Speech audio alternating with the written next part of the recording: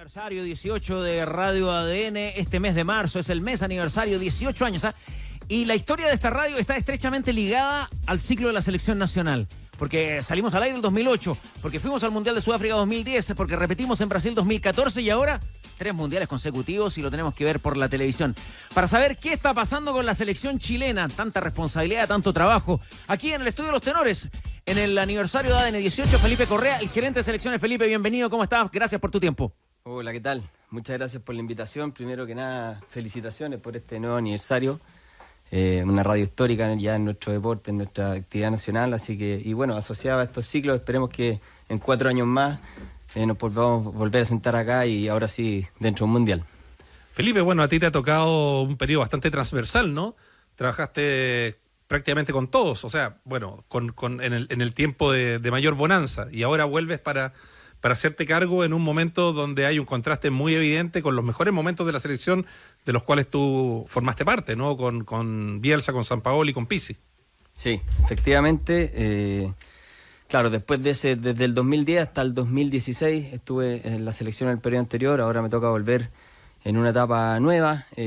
Terminamos, cierto, último en las clasificatorias en junio pasado y vuelvo a la selección en julio con el ánimo de poder aportar desde adentro a lo que sea un nuevo proceso y convencido también y optimista de que las cosas se pueden hacer mejor para poder volver a estar en un mundial y poder en el fondo ser parte de ese proceso desde la construcción, como les digo, desde adentro de algo nuevo. Así que con esperanza en ese sentido.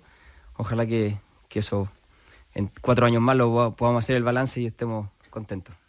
El calendario internacional, Felipe, ¿cómo viene? ¿Qué es lo que se especula con el Mundial de 2030, por ejemplo? Porque hay 3 países, Argentina, Paraguay y Uruguay, que ya están adentro por ser por ahora tienen un partido cada uno. Pero ¿qué se especula ahí?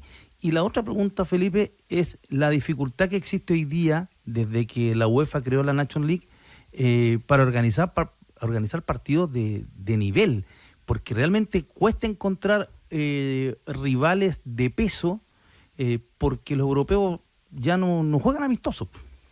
Sí, bueno, es un desafío. Primero, la primera pregunta relacionada con lo que se especula hoy día, lo oficial, teóricamente, es que las clasificatorias van a tener el mismo formato que iniciarán el próximo año. Todavía no hay confirmación si va a ser marzo o junio, pero eventualmente hay una novedad ahí. Después de esas clasificatorias es probable que Sudamérica, Conmebol, participe de una Nations League europea también, pero eso es después del Mundial en el fondo 2030, que eso sería una novedad y obviamente ayudaría a solucionar un poco el problema que tú planteas de los amistosos, pero bueno, nosotros tampoco con el contexto de hoy día no podemos dejar de hacer las mayores gestiones para obtener buena competencia, y en esa línea ya tenemos buenas noticias. La semana pasada anunciamos el partido con Portugal que vamos a jugar en junio. El segundo semestre ya está cargado de 2 partidos oficiales con México y Estados Unidos, que son rivales de primera línea también, en conversaciones con un tercer rival de Norteamérica, de CONCACAF, para esa fecha, que es una fecha larga, la de octubre, es una fecha doble desde el 21 de septiembre al 6 de octubre, y la idea es sumar un 4º partido. La de Europa, volver a sumar también un partido adicional, esperamos que también con un mundialista. Y bueno, en marzo también este contexto del FIFA Series, que vamos a participar en Nueva Zelanda, está un poco relacionado con esa dificultad. FIFA también ha querido poder apoyar a las federaciones en participar de torneos amistosos que tengan un contexto un poquito más importante, y nosotros decidimos aceptar esa invitación justamente por eso, porque nos da un contexto distinto ir a un cuadrangular, por más que sea amistoso, que tenga cierto grado de competición y que nos entregue esa instancia competitiva. Y ya en noviembre de este año la idea es jugar en Chile, jugar un partido en Chile al menos y el otro probablemente en Sudamérica. Pues no se puede jugar en 2 confederaciones distintas en la misma fecha FIFA, así que prácticamente cerrando ya la calendarización de este año, esperando que se defina de forma ya concreta y formal cómo va a ser el inicio de las clasificatorias a partir del próximo año. Feli, preguntarte cómo ha sido para ti volver en un momento en que la selección, la realidad lo demuestra, que económicamente hoy día administra más pobreza que riqueza. desde ir a buscar partidos, desde cómo gestionar y también desde lo futbolístico, porque futbolísticamente hoy día la selección no tiene el estatus que tenía mucho tiempo antes, que lo venían a buscar selecciones para poder competir porque creían que era un buen rival a nivel sudamericano. Hoy día no lo tiene ese estatus. ¿Cómo logras, me imagino gestionando todo, pero cómo se logra de que hoy día Chile pueda ir y participar con Paraguay, jugar con Estados Unidos, México, que partidos que muchas veces uno dice, pues es difícil hoy día salir a buscarlo? Sí, yo creo que la selección chilena tiene un prestigio más allá de la actualidad que efectivamente es muy mala, ¿no? Nosotros terminamos último en la tabla y es una realidad, pero el prestigio como selección está más allá de eso, y eso lo demuestra, por ejemplo, el partido con Portugal. Ellos mismos hicieron ahí un recuerdo de esos partidos amistosos del 2011 o la participación en la Copa Confederaciones, y históricamente nosotros tenemos a nivel sudamericano, creo que somos la cuarta selección con mejor rendimiento y mayores triunfos a nivel de clasificatoria y Copa América. Entonces creo que ese prestigio no se ha perdido por completo. Obviamente hay que seguir, hay que trabajar mucho en el fondo para volver a estar posicionados desde el punto de vista de los resultados en un mejor lugar, pero creo que eso se está logrando. Y ya también en ese sentido de la realidad y actualidad de los jugadores, nosotros ya hemos tenido buenas noticias también en estos últimos 3 meses, 4 o 6 meses del año pasado. Terminamos mejor, cierto, el ciclo de los amistosos. Le ganamos a Perú los 2 partidos que jugamos en octubre y noviembre, le ganamos a Rusia en noviembre, y eso significó que también hubieran buenas noticias desde el punto de vista de la migración de los jugadores hacia afuera. Se fue Vicente Pizarro a la Liga Argentina, se fue Lucas Cepeda a España, se fue Maxi Rodríguez, Felipe Loyola pasó de Argentina a Italia.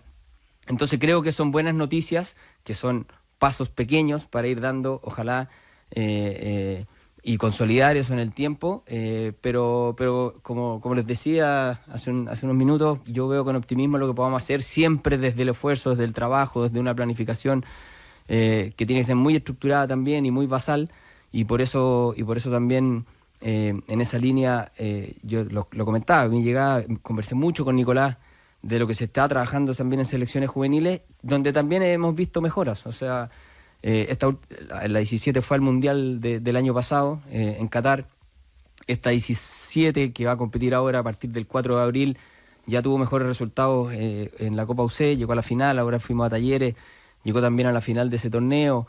Hay jugadores de esa categoría que ya están jugando en primera división. Esteban Páez, lateral derecho de la Universidad de Concepción, es parte de esa selección. Byron Barrera de Iquique también ya están jugando en primera. Entonces, cosas que a nosotros nos parecían súper relevantes, empezar a incorporar, donde los jugadores jóvenes tuvieran espacio, donde los jugadores que participan en la selección adulta tengan espacio en otras ligas, las empezamos a notar como un cambio positivo. Pareciera ser que gracias a la selección esos jugadores comienzan a jugar, ¿no? Y debería ser al revés. O sea, que esos jugadores comiencen en su club y de esa manera potencien a la selección, pero pareciera ser que no solamente en estos casos, pero en muchos ha sido al revés, ¿no? A ver, yo creo que estamos haciendo un trabajo bien en conjunto, colectivo con los clubes, de trabajar en conjunto todo lo que va a ser el desarrollo de estos futbolistas y de estos deportistas para transformarlos en jugadores de alto rendimiento. Y a veces, claro, ocurre, y esto, pero no es una novedad, no sé si se acuerdan en la época de Marcelo Bielsa cuando Mascherano debutó en la selección antes que en River. Acá lo hizo con Caroca, en su minuto Sebastián Becasés en Ecuador también lo hizo. O sea, a veces tú como selección también tienes acceso al scouting y a visualizar jugadores, quizás a nivel más profundo, que incluso a veces el mismo técnico del primer equipo tiene la posibilidad de ver a sus propios jugadores por las distintas realidades y urgencias que tienen los equipos. Y lo otro que yo creo que también hemos ido dando pasos hacia adelante en convencer que el espacio que necesitan tener los jóvenes tiene que ver con la estructuración de los planteles. Si tú tienes una relación permanente con los clubes, le vas dando cuenta de los parámetros a los que está llegando un jugador, de la información, de cómo la selección ve una proyección en ese jugador, y le vas transmitiendo que es un proyecto realmente, porque nosotros fuimos a competir a Qatar y ya sabemos cómo están en otros países, jugamos en el Mundial Sub-20, sabemos cuáles son los parámetros a nivel juvenil de lo que realmente alguien puede llegar al alto rendimiento, y si lo transmite a los clubes, puede hacer un proyecto en conjunto. El proyecto, y esto lo ha dicho muchas veces Nico, tiene que ser el jugador. Y creemos que eso se ha ido dando, se han dado ciertos espacios, en el caso de Iquique, lo hemos trabajado mucho también con ellos, por ejemplo, el espacio que ha tenido Byron Barrera, Esteban Páez se ganó su espacio solo, pero cada uno va, yo creo que es parte del diálogo eso que hay que tener con los clubes permanentes para que eso ocurra. Felipe, pero ¿con qué choca la idea? Porque en el desarrollo y después del Campeonato Mundial, Córdoba siempre fue muy, muy crítico de nuestra organización, de la regla del sub-21. Nosotros acá en la mesa comentamos el mercado de fichajes, y el mercado de fichajes chileno es un mercado de después de 30 años sí, del futbolista que llega veterano. ¿Cómo se abre ese espacio cuando a lo mejor esa idea choca o con el presupuesto o la idea del club? Sí, no, es un proceso que no va a ser inmediato y va a ser largo. Y efectivamente es una conversación permanente en esa línea, pero lo que ha dicho Nicolás, más allá de la regla sub-21, ¿no?, es que nosotros tenemos que trabajar todos en conjunto para preparar a los jugadores para el alto rendimiento. Y eso puede pasar que un jugador esté preparado a los 17, a los 18, a los 19. Lo que sí, quizás la regla en ese sentido, y esto lo hemos conversado con gerentes deportivos de clubes, te ayuda a exigirle al entrenador que lo ponga. Pero hay otra cosa, que previamente a eso, quizás tú estructurando un plantel con espacio para esos jóvenes, obligas al entrenador a que los ponga porque no tiene otra opción. Y eso también hay que lograrlo, porque entre un jugador de 17 y un jugador de 32, el entrenador con la urgencia del fin de semana va a elegir al de 32. Eso generalmente es así. Entonces, esa relación y ese diálogo tiene que ser permanente. Creo que se han ido dando pasos, sigue habiendo una brecha importante en esa línea. Ya los porcentajes de participación de jugadores sub-21 respecto a Liga Sudamericana han mejorado en la Liga Chilena. Hoy día estamos por sobre el 9% respecto a Perú, que está en un 3%, y así es la última estadística que vi la semana pasada. Pero bueno, son procesos, digamos, Nico está cumpliendo un poquito más de 2 años en las selecciones juveniles. Este relato lo viene instalando hace un tiempo.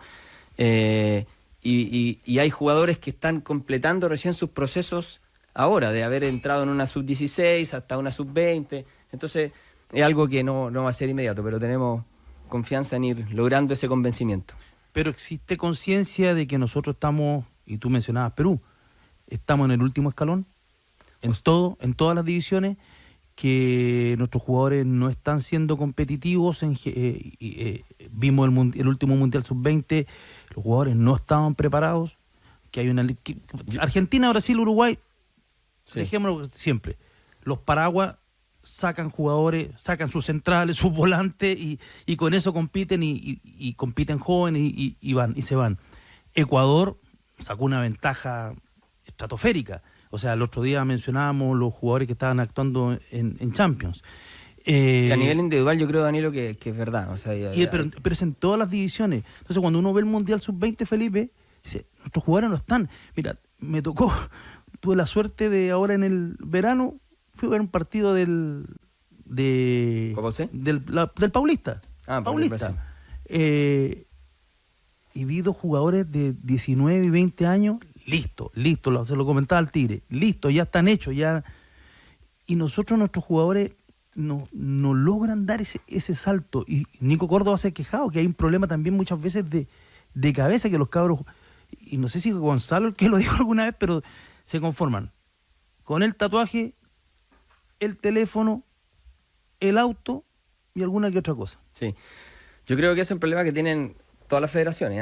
A nivel individual, Ecuador, por ejemplo, ha sacado gran ventaja, pero a nivel colectivo, más allá de la selección adulta, que saca ventaja obviamente también por la localidad, tienen serios problemas con administrar sus selecciones juveniles, y hasta ahora nosotros al menos seguimos compitiendo fuerte con ellos, justamente por lo que dice Gonzalo. O sea, son millonarios a los 16 años, 17 años, cuesta administrar esa realidad. Pero a nivel de selecciones juveniles creo que no estamos en el último lugar, que sí lo estuvimos en la tabla general de la clasificatoria adulta. Nosotros fuimos al Mundial Sub-17, donde fueron 7 selecciones de Conmebol, 3 se quedaron afuera, y en la 20 también no terminamos último en el Sudamericano, que son realidades respecto del fútbol formativo de cada uno de los países. Ahora, a nivel colectivo también, creo que se está haciendo un proceso que nos permite competir mejor. Individualmente sí tenemos menos exportación que otras ligas. Hay temas genéticos y todo, pero yo creo que la fuerza de Chile se tiene que hacer a nivel también colectivo, y eso es muy importante dentro del proceso que se trabaja en selecciones juveniles. El tema genético, lo quería apuntar porque Danilo lo decía, el tema de Ecuador. pero eso también va de la mano, y un gran ejemplo es Independiente del Valle. Si uno ve jugadores hoy día, el trabajo que ha hecho Independiente del Valle en la búsqueda, que ya genéticamente el jugador de Ecuador nos saca una ventaja enorme, Sin duda. pero luego después ya es en el trabajo de poder captar, ir a buscar a esos jóvenes, invertir, llevarlos donde entrenan en su ciudad. O sea, ya hay un gasto mayor, una inversión mayor que comienza desde un club para que luego terminen siendo hoy día jugadores que juegan en la Premier League, en las grandes ligas de Europa, que es lo que a uno le gustaría, ¿no? En los clubes. Sin duda, nosotros, bueno, ese es el convencimiento que intentamos generar día a día. Nosotros tuvimos a principios de este año, la última semana de enero, una reunión con todos los jefes técnicos de todos los clubes en Pinto Durán, donde participaron los 32 clubes de profesionales, y compartimos toda nuestra metodología de selecciones juveniles, compartimos todo el trabajo que está haciendo a nivel físico, donde compartimos también con ellos cuáles son sus inquietudes, cuáles son sus realidades de infraestructura, de preparación, de capital humano también con el que pueden contar para poder formar jugadores. Y creo que de a poco vamos generando un trabajo en conjunto que, insisto, va a ser lento, y también asumiendo, y esto lo han dicho ustedes muchas veces, y todos somos, hay distintos modelos de negocio en los clubes. Hay algunos que son clubes formadores, otros que son otro modelo de negocio, y también con esa realidad hay que convivir.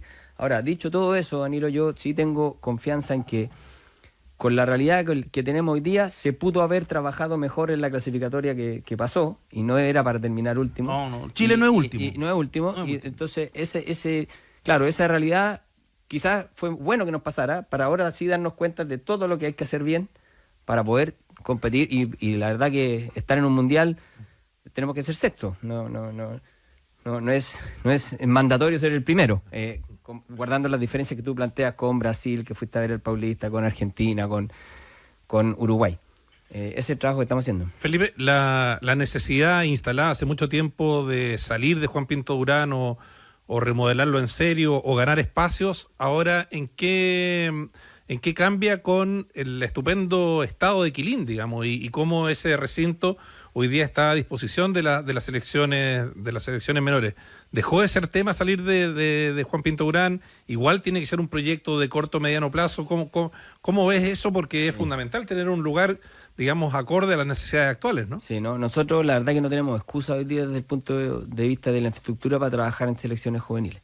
Tenemos 4 canchas de primer nivel, tenemos un gimnasio también de primer nivel, tenemos instalaciones ahí que además se complementan con las de Pinto Durán, que son 2 canchas que siempre se mantienen muy bien, obviamente tienen menos uso, pero en esas 6 canchas podemos administrar prácticamente 9 selecciones que van rotando entre las femeninas y las juveniles, y tenemos la suficiente infraestructura para que el jugador se pueda preparar en alto rendimiento. Ahora, claro, viene lo siguiente. Una cosa es el trabajo de selecciones, que son microciclos que duran generalmente de lunes a jueves, y después obviamente el trabajo también está en los clubes.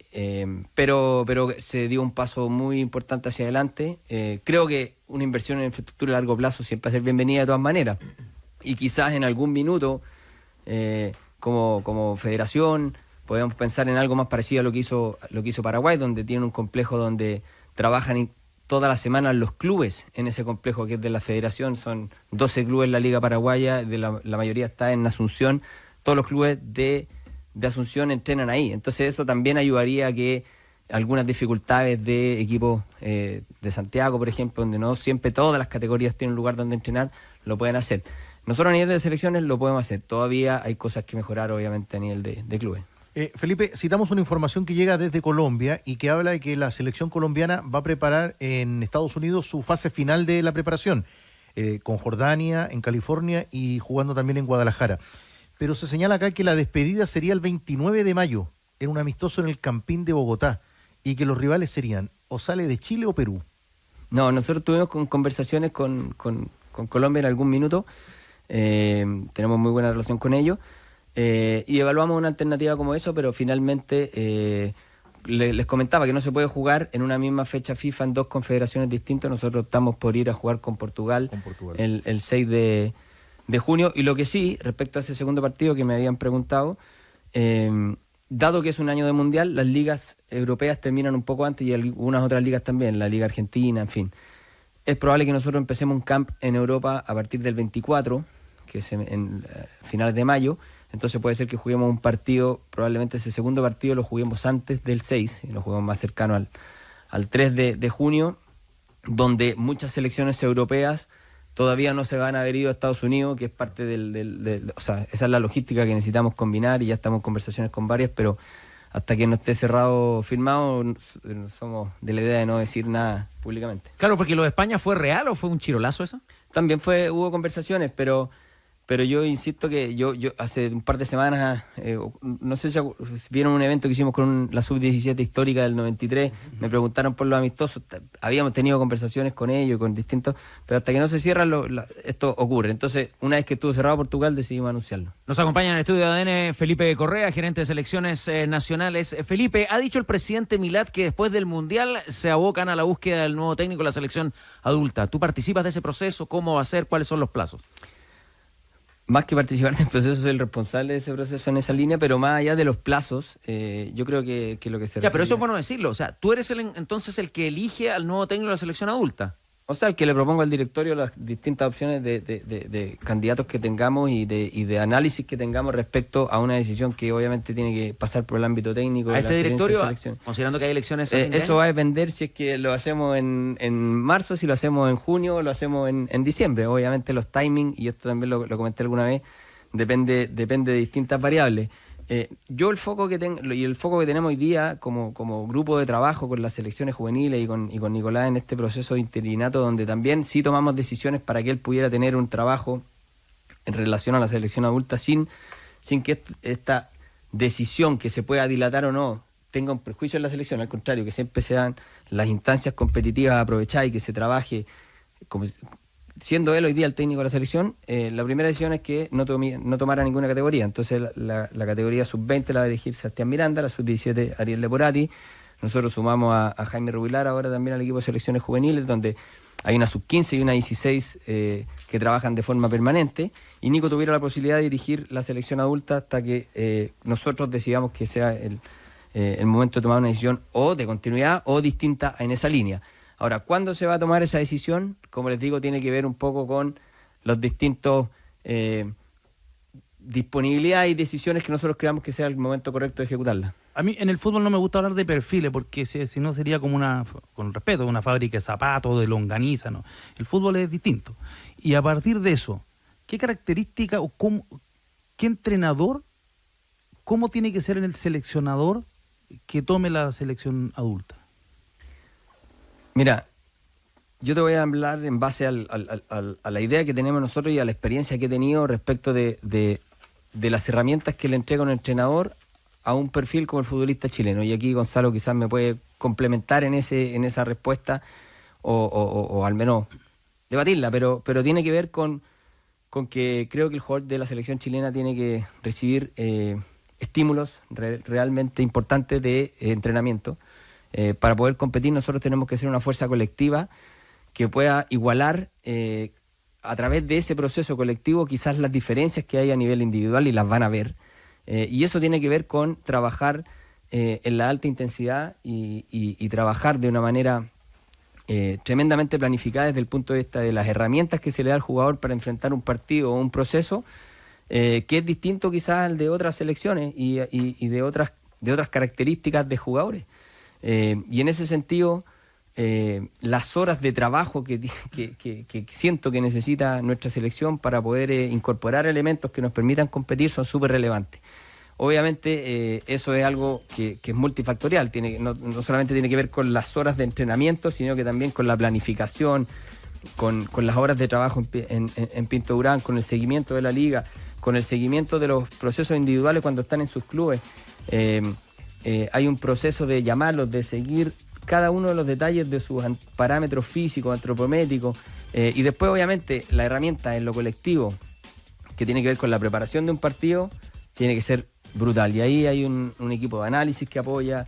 Entonces creo que describí un poquito la situación de los técnicos que a nosotros nos dieron resultados, y tiene que ver con trabajo, y ese un poco...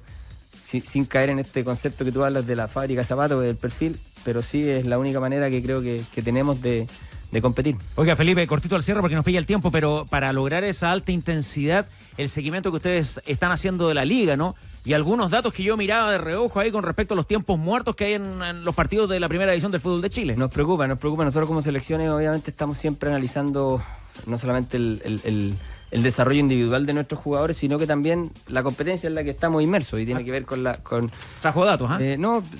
Por ejemplo, ayer tenemos un nuevo récord que nos preocupa, que tiene que ver con el tiempo muerto del partido de Católica con Ñublense. Fueron 71 minutos versus 38 minutos de tiempo efectivo. Entonces, ¿cómo mejoramos todo eso en conjunto? Probablemente tiene que ver con una colaboración de los jugadores, el arbitraje, una serie de cosas. 71 minutos de tiempo muerto. De tiempo muerto. 2/3 del partido. Eso es como para devolverle la plata a la gente que pagó el Estado, ¿no? Pero esto es una preocupación global. La FIFA esta semana sacó las modificaciones que se van a implementar a partir de después del Mundial. Felipe, discúlpame, en la transmisión de ayer decíamos que las reglas de la FIFA están casi, vienen a combatir los segundos tiempos del fútbol chileno. Probablemente, es algo que lo identificamos todos y justamente, no sé, lo decía la otra vez Vicente Pizarro respecto de cuánto jugar, o sea... Sintió al tiro el cambio. Sintió al tiro el cambio, jugar más partidos. Ahora, creo que también hay buenas noticias. Este año, la Copa de la Liga, la programación con más torneos, nos va a ayudar. Creo que vamos un camino a mejorar el lugar donde estamos. ¿Cuándo vamos a conocer la nómina para la gira a Nueva Zelanda y cómo hacer la logística para ese viaje, Felipe? Sí, un viaje, no es fácil ese viaje, de distintos lugares del mundo tienen que llegar nuestros jugadores hacia allá, pero justamente la semana anterior a la fecha FIFA hay Copa de la Liga, así que nos permitió planificar los partidos de los jugadores de selección acá, y probablemente aproximadamente el lunes 16 de marzo esperamos tener. Anotó Tigre. El 16 de marzo. Lunes 16 de marzo. F5. La nómina, entonces. Muchas gracias, Felipe, por esta visita. Gracias a ustedes por la invitación y nuevamente felicitaciones por este aniversario.